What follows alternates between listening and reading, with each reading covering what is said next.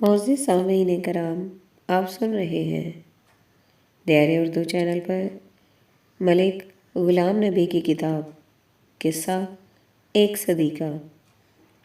اگر آپ دیار اردو چینل پر نیو ہیں تو چینل کو سبسکرائب کرنا نہ بھولیے اور بیل آئیکن کو لازمی پریس کیجیے تاکہ آئندہ آنے والی تمام نئی اقساط آپ کو بر وقت موصول ہوتی رہیں۔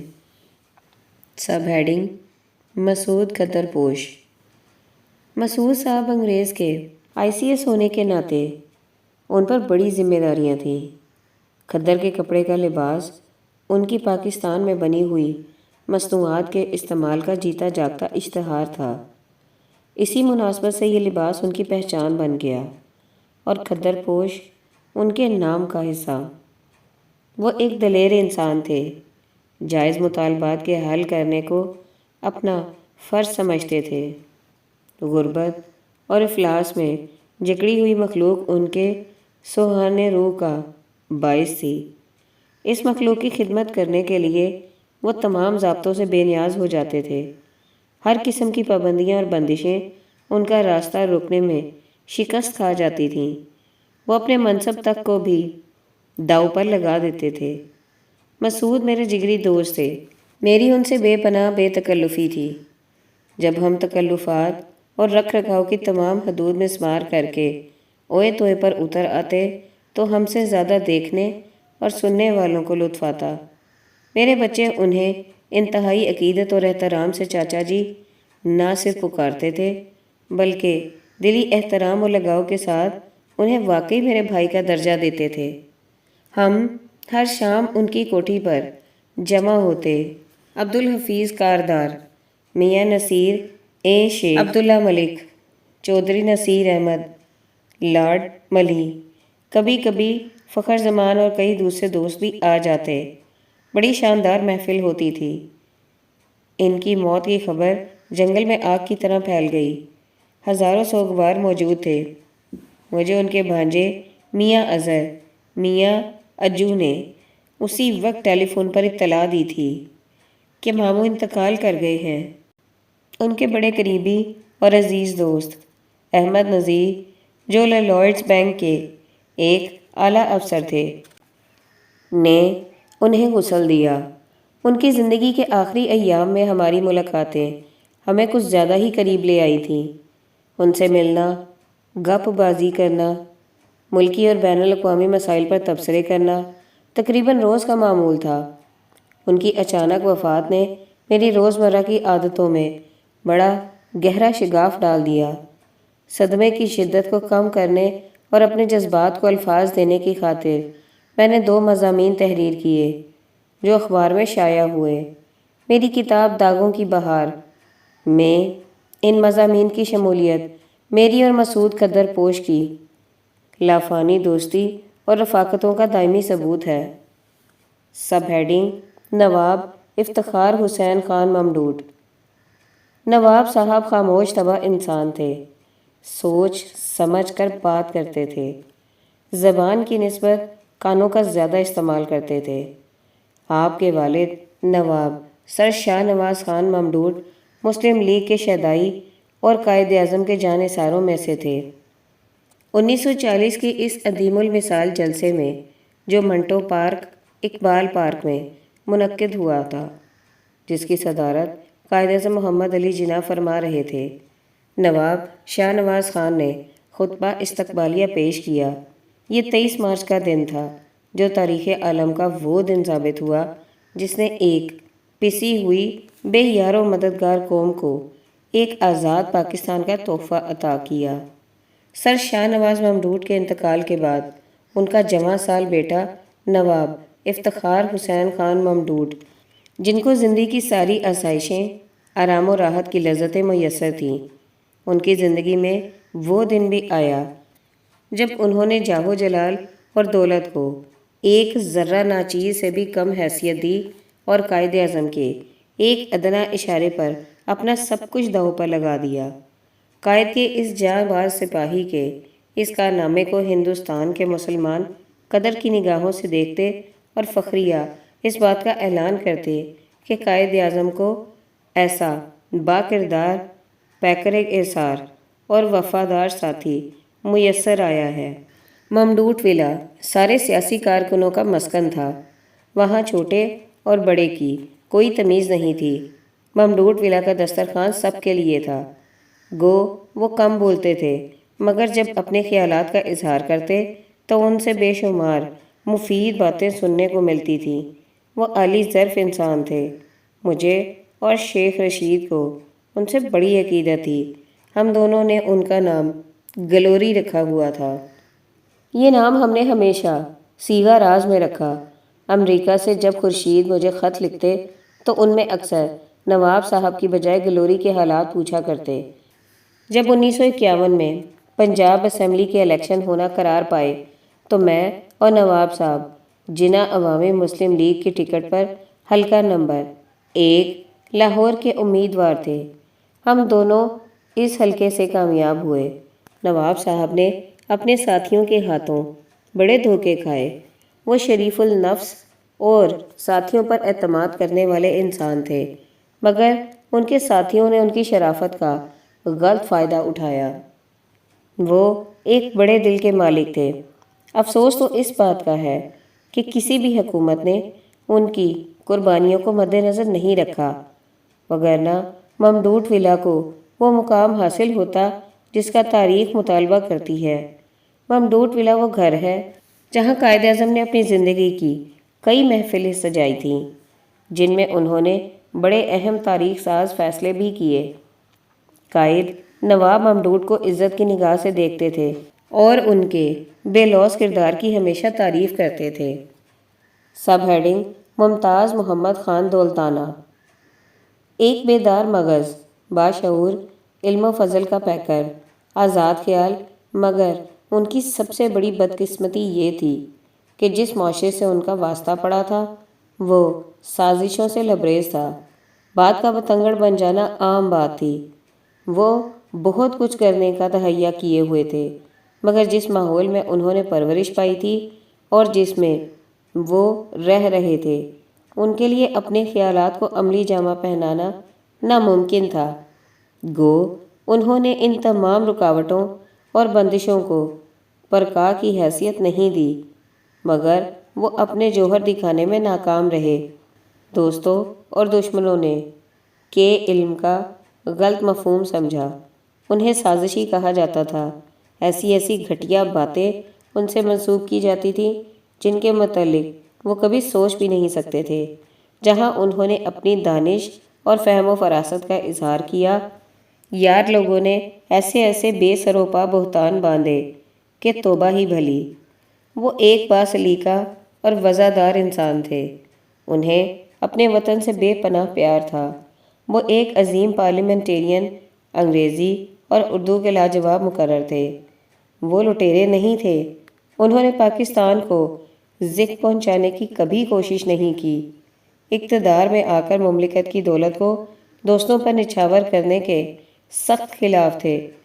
آپ وہ سیاست سے دل برداشتہ ہو چکے تھے جس سیاست میں ملک و قوم کی خدمت کی بجائے اس ملک کی دولت حکمرانوں کی ذاتی پسند کے تابع کر دی جائے۔ ایسی سیاست پر اگر لعنت بھیجوں تو زیادہ بہتر ہوگا۔ یہ ان کا آخری فیصلہ تھا۔ سب ہیڈنگ: سردار شوکت حیات خان۔ سردار صاحب پنجاب کے ایک فوجی خاندان کے چشم و چراغ تھے۔ فوج میں ایک افسر کی حیثیت سے دوسری جنگ عظیم میں قیدی بنائے گئے۔ رہائی کے بعد جب واپس لوٹے تو سب سے پہلے ان کی شادی ان کے ماموں میر مقبول کی بیٹی سے ہوئی۔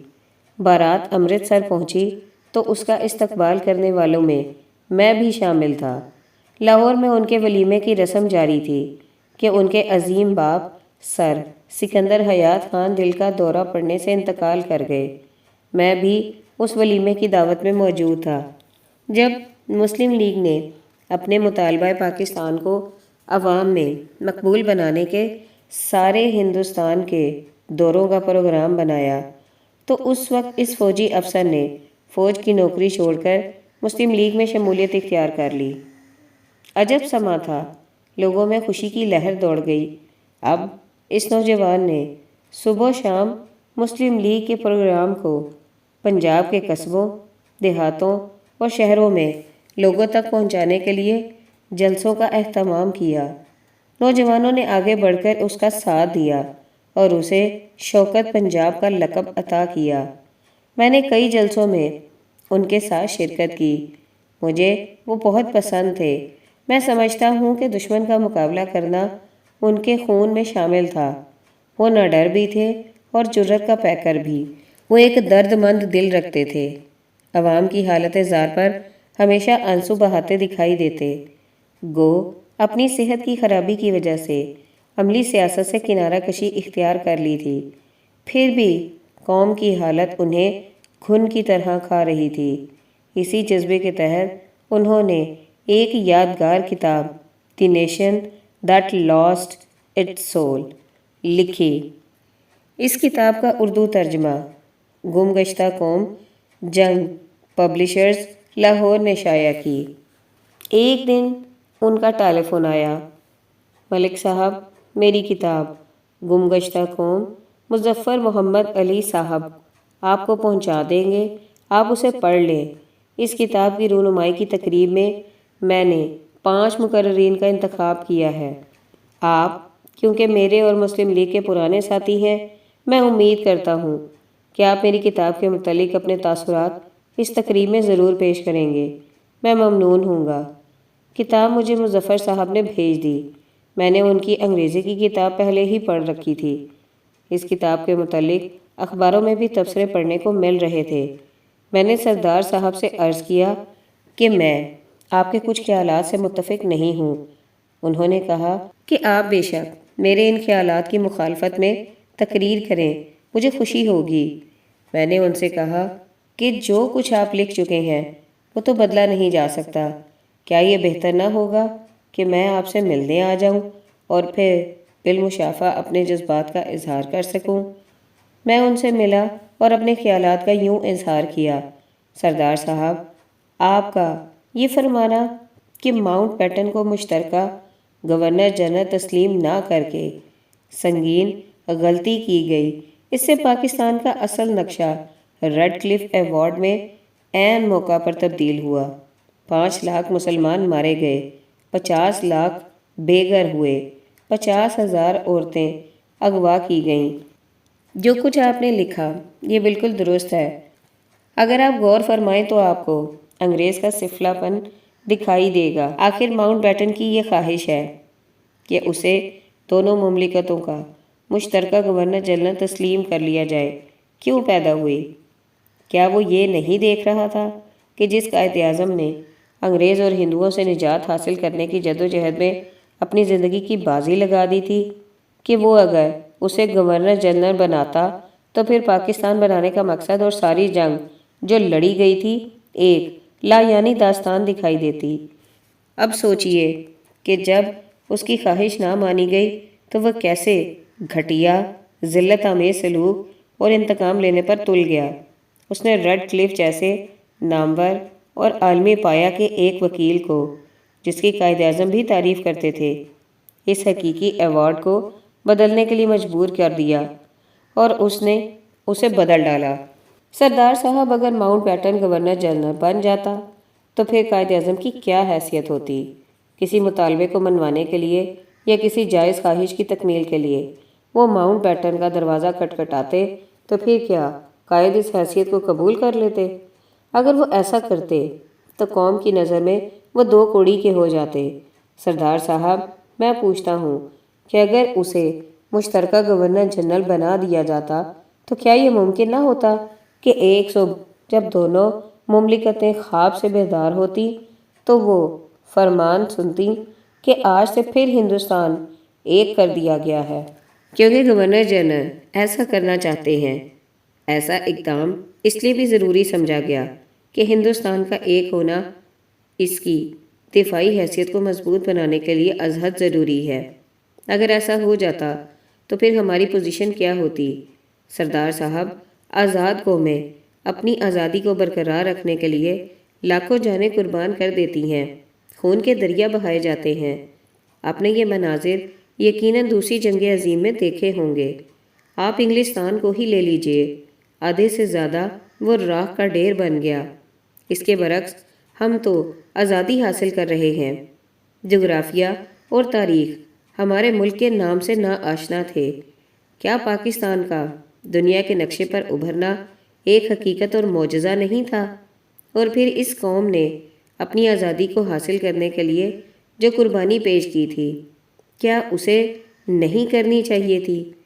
اس نے ایک خوددار قوم کی طرح سارے خونی انقلاب کا مردانہ وار مقابلہ کیا، اور دنیا نے اس نئی مملکت کے بنانے والے کو دنیا کا عظیم مدبر تسلیم کیا تھا۔ اب یہ کیسے ممکن ہو سکتا تھا کہ وہ اس انگریز کے دام میں پھنستے جو پاکستان کو دل سے مانتا ہی نہیں تھا؟ یہ سب کچھ سردار صاحب نے خاموشی سے سنا اور صرف یہ کہا کہ آپ اپنی تقریر میں یہ سب کچھ سامعین کے سامنے پیش کریں تو مجھے خوشی ہوگی۔ افسوس اب یہ موقع کبھی نہیں آئے گا کہ میری ان گزارشات کا وہ جواب دیں۔ میری دعا ہے کہ اللہ تعالیٰ انہیں اپنی جوار رحمت میں جگہ دے، آمین۔ سب ہیڈنگ: میاں عبدالباری۔ میاں صاحب عجز و انکساری کے پیکر تھے، فقیرانہ طرز زندگی پسند کرتے تھے۔ وہ ایک خوبصورت اور پرکشش انسان تھے، ملک و قوم سے بے پناہ محبت کرتے، انقلابی ذہن کے مالک تھے، اصولوں پر سمجھوتہ نہیں کرتے تھے۔ قائد اعظم کی وفات کے بعد انہوں نے جب لیاقت علی خان وزیر اعظم تھے قرارداد مقاصد کے لانے میں بڑھ چڑھ کر حصہ لیا تو مجھے ان کے اس موقف سے اختلاف تھا۔ میں سمجھتا ہوں کہ وہ اس لیے سرگرم تھے کہ شاید ایسا ہو جانے سے وہ نظام اسلام کو لانے میں کامیاب ہو سکیں، مگر یہ ان کا خام خیال تھا۔ قرارداد مقاصد کے آنے سے پہلے تمام فتنے جو دوران تحریک پاکستان دب گئے تھے پھر سے ہوا دینے لگے اور نئے نئے طریقے وضع ہونے لگے، اور تمام وہ عناصر جو تحریک پاکستان کے خلاف تھے ریزولوشن کے آنے سے بڑے سرگرم دکھائی دینے لگے۔ یوں معلوم ہوتا تھا کہ جیسے ان میں ہر ایک اسلام کا ٹھیکیدار بننے کی پوری کوشش کر رہا ہو۔ یہ بات نواب زادہ صاحب کو پسند تھی، کیونکہ وہ مستقل حکمرانی کی راہیں تلاش کر رہے تھے اور یہ تمام عناصر ان کی ہمنوائی کر رہے تھے۔ ہر وہ حکمران جو اقتدار کے نشے میں بدمست ہو جاتا ہے قدرت کے ہاتھوں اس طرح فنا کے گھاٹ اترتا ہے کہ عقل انسانی حیران و ششدر رہ جاتی ہے۔ پنجاب کا گورنر موڈی انگریز تھا۔ میاں صاحب نے اس سے چھٹکارا حاصل کرنے کے لیے اپنی ورکنگ کمیٹی کو اس طرح تیار کیا کہ اس نے بلا خوف و خطر وزیر اعظم کو مجبور کر دیا کہ وہ گورنر موڈی کو رخصت کر دیں اور پنجاب کے نئے گورنر سردار عبدالرب نشتر بنائے جائیں۔ میاں صاحب پنجاب مسلم لیگ کے صدر تھے۔ جب انہیں یہ اختیار دیا گیا کہ وہ پنجاب کے صوبے میں ایڈوائزر ریم یعنی عارضی حکومت بنائے تو انہوں نے تمام مسلم لیگ کے تنظیموں سے مشورے طلب کیے۔ مسلم لیگ کے کئی اجلاس ہوئے۔ میں میاں صاحب کا سیکرٹری تھا۔ بڑے بڑے جگادری وزارت مانگ رہے تھے اور میاں صاحب بڑی خوبصورتی سے ایک ہی فقرہ دہراتے تھے کہ بعد یا ہوس مار، یعنی وزارت حاصل کرنے کے لیے اس طرح بے تابانہ جدوجہد کی ضرورت نہیں۔ یہ عہدے میں انہیں دوں گا جنہیں میں ان کا مستحق سمجھوں گا۔ بادیہ میاں صاحب کا طرز کلام تھا۔ میاں صاحب بڑی خوبیوں کے مالک تھے۔ ان کی قربت میں ایک راحت ملتی تھی۔ وہ جہاں بھی ہوتے میں ضرور انہیں سلام کرنے کے لیے ان کی خدمت میں حاضر ہوا کرتا تھا۔ سب ہیڈنگ: فیض احمد فیض۔ میں عمر میں فیض احمد فیض سے چند ہفتے بڑا تھا۔ میں جنوری 1911 میں پیدا ہوا تھا اور فیض صاحب فروری 1911 میں۔ انہوں نے ایم اے انگریزی میں کیا اور میں نے ریاضی میں۔ فیض صاحب بے پناہ صلاحیتوں کے مالک تھے۔ 1935 سے 1940 تک فیض ایم اے کالج امرتسر میں درس و تدریس کے فرائض انجام دیتے رہے۔ اس دور میں ان سے ملاقاتوں اور خیالات کا تبادلہ میری زندگی کا گراں قدر سرمایہ ہے۔ اپنے نظریات پر سختی سے عمل پیرا رہے۔ میں نے انہیں کسی کے خلاف غیبت کرتے نہیں سنا۔ وہ کسی کے بدخواہ بھی نہیں تھے، دوست دشمن ان کے لیے برابر تھے۔ وہ ایک عظیم شاعر ہونے کے علاوہ بہت بڑے دانشور بھی تھے، ایسے شاعر جن کی شاعری میں سیاست دورہ کا درس ہوتا تھا۔ وہ اپنے دل کی گہرائیوں سے حقائق کو شعروں کی صورت میں پیش کر سکتے تھے، جن میں ہر قسم کے خیالات، مسائل اور انسانی درد و کرب کی روح فرسا حقیقتیں پڑھنے کو ملتی تھیں۔ وہ سید حسین شہید سہروردی کے چاہنے والوں اور جانثاروں میں سے تھے۔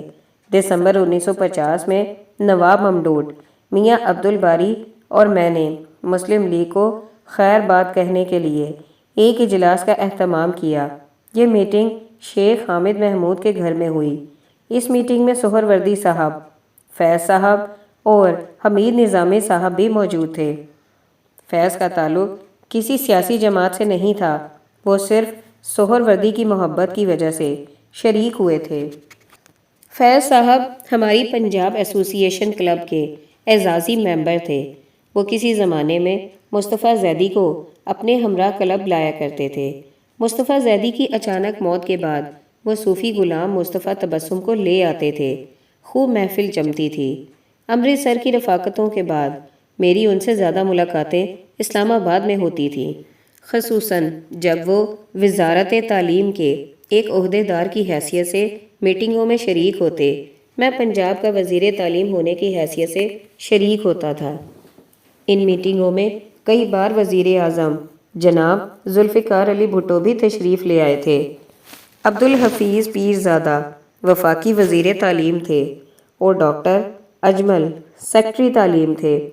یہ 1975 اور 1976 کی بات تھی۔ فیض صاحب آپ تو چلے گئے، آج تو دانشور، اہل قلب، شاعر سبھی دیکھنے کو مل رہے ہیں، مگر وہ جو روح کو تڑپا دے کہیں دکھائی نہیں دیتا۔ آپ تسکین دل کے لیے ایسا کہاں سے لائیں کہ تجھ سا کہیں جسے۔ سب ہیڈنگ: مولانا کوثر نیازی۔